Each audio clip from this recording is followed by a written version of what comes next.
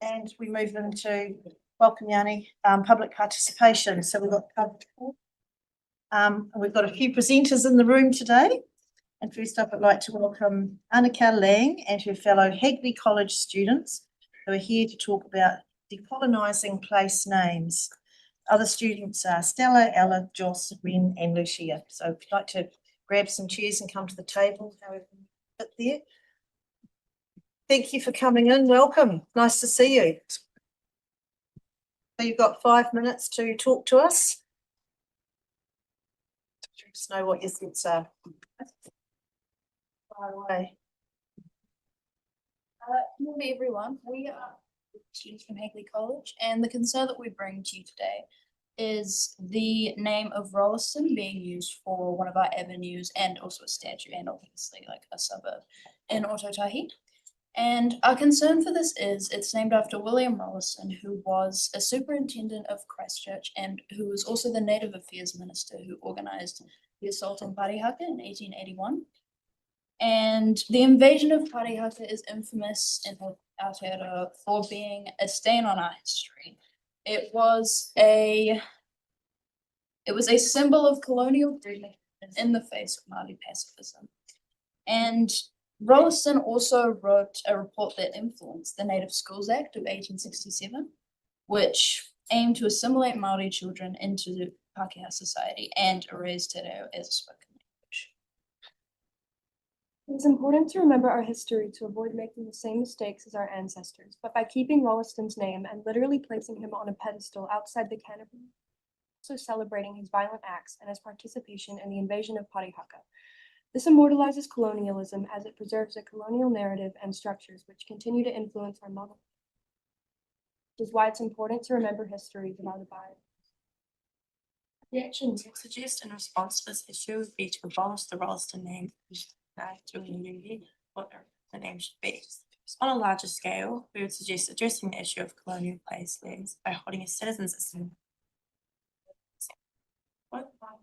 Pākehā individuals would be given time and resources to come to conclude place names being named after violent colonisers as a whole and decide how to proceed. Rolleston is a particularly horrific example of a wide issue throughout our country, glossing over, dredging our past, however confronting that task may be. Until looking into this further, we ourselves know the connection between Rolleston and the invasion of Parihaka. We are inclined to believe that it is the case for most people in Ōtautahi, which is why we believe it's important to bring this issue to We'd love to hear any thoughts.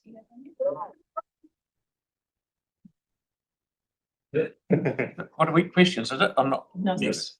it's just the public forum. Yeah. So, And I've still got a bit of time. yes, got a few minutes. Yeah, for it, Tyler. Keep it. Kia ora koutou. Thank you so much for coming in. I'm an ex-Hagley College student myself. I've got a couple here too, actually. And I'm also a child of Gatiawa in Taranaki. My family are from there. So thank you so much for coming today. The question I've got is, I'm glad you're not in Wellington because that will be a massive fish for you to fry. But in the Christchurch context, are there any other streets you see that may have that sort of historical context? Absolutely. One we researched was Wakefield, which is in Sumner. Yes. And he kidnapped or abducted a 16-year-old girl and was in prison for it. And Yes, and while he was in prison, he was basically because he was basically a con man and he was trying to colonize parts of New Zealand basically while he was in jail, and then he came to New Zealand and yeah, he's just an awful guy. And I'm pretty sure Wakefield Ave in Sydney isn't the only place named after him. Like there's Nelson. Yeah. So yeah, not only is he like a colonizer, but he's also like just an awful person. So that's definitely like obviously not just Christchurch, but so as we looked into it, it's awful. Like pretty much not all of them, but so many street names and avenue names are named after awful people, and people just don't know.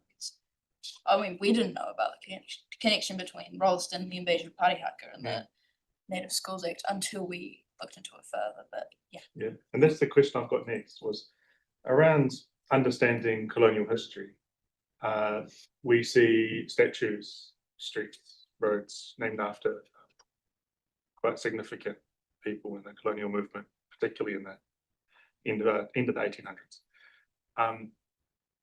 In order for us to be able to understand history, you found out the street names and then you acted upon it. How else would you educate or understand? How else would you be educated if those street names weren't? It's really hard. It's really hard thing. Like, So, for example, I learned about my history through street names and statues. I Googled who that was, and then I found podcasts and I figured out what kind of person they were. If those street names weren't there, and this is where I'm playing devil's advocate, how would we understand what happened in the past? Are there any other avenues that you could think of? I think there are definitely other ways of better ways of doing it. History classes in school, maybe. I mean, I get what you're saying though, definitely, but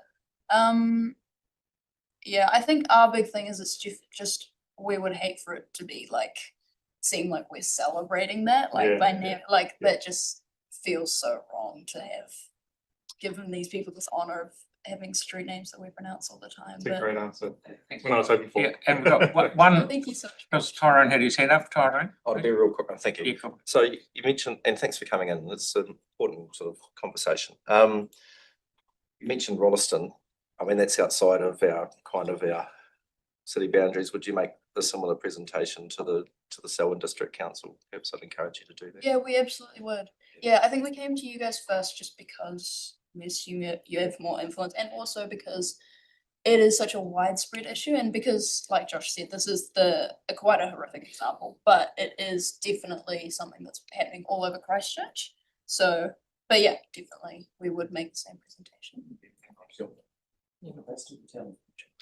Yeah, absolutely. Tell the past, tell the future. Thank you very much, guys, for coming and making the effort. Thank you. Thank you. Nice to see you. Yeah. Take you on this. Okay, so now we have deputations by appointment.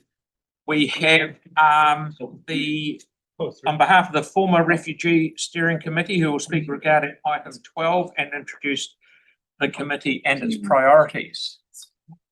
Please. See you.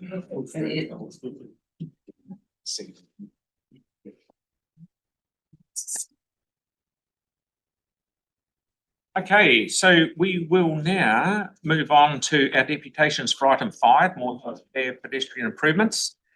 And the chair of Spraden Cashmere Heathcote Com Board will kick things off on Zoom. Callum.